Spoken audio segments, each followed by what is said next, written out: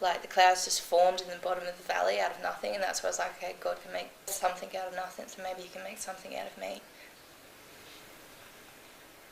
The pain still is so hard to describe because I can't think of anything that's exactly like it, and it's just burning, just intense burning. And so once I've gotten burnt in the sun, every time I step into the sun, it's like I can actually feel the sun directly burning me, like as if I was holding my hand over a hot kettle boiling or something like that, and you would take it away, and that's where, like, in the sun I feel that, and I'm like, I've got to get out of it, otherwise it's just going to get worse.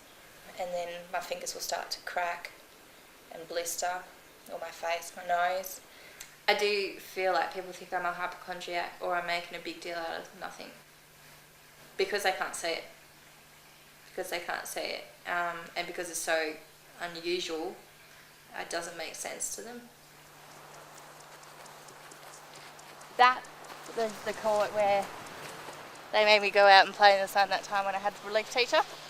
I remember asking if I could sit in the shade on the awnings, and they wanted me to play out there on the main court because they didn't believe me that I couldn't go in the sun. But that was just that one teacher, relief teacher. There were no suggested treatments at all, except for maybe beta-carotene, which made us yellow, but didn't really help that much. Nothing helps. It helps prevent us getting sunburnt. Yeah. This is where I used to sit from the age of probably about 8 through till I was about 12, 13. I'd sit here and watch everyone else play out on the oval. Yeah, I'd say this is some of the biggest part of my life with EPP, was sitting in the shade watching sports during school time.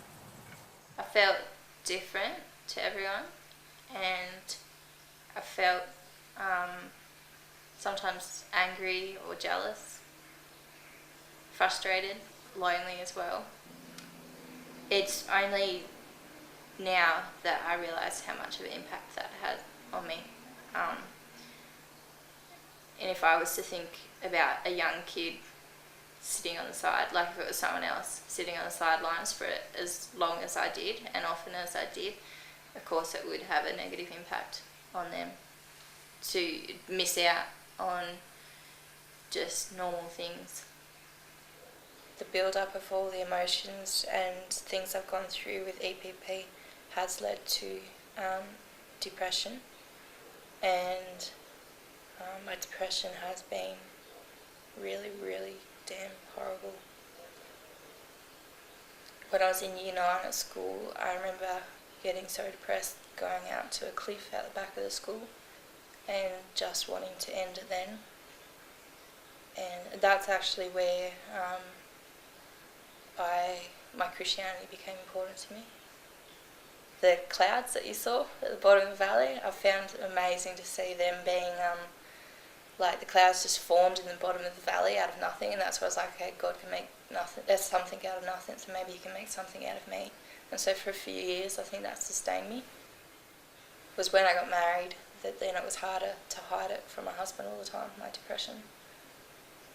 Lyndal took enough pills to end her life. It was done. And then a cop just happened to see her hanging out at Central Station. Said, "Are you okay?" And then Lyndal said, "No, I'm not okay."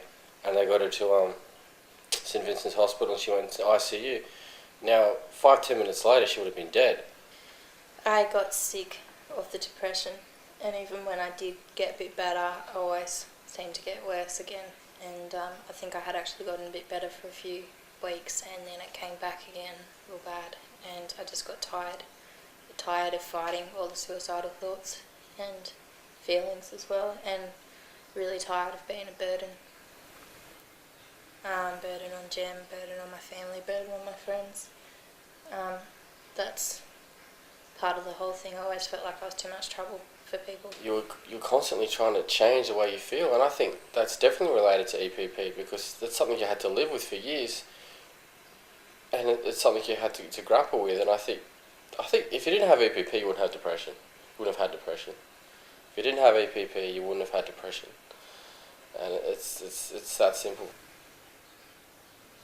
I find it hard to even imagine what it would be like to live a normal life.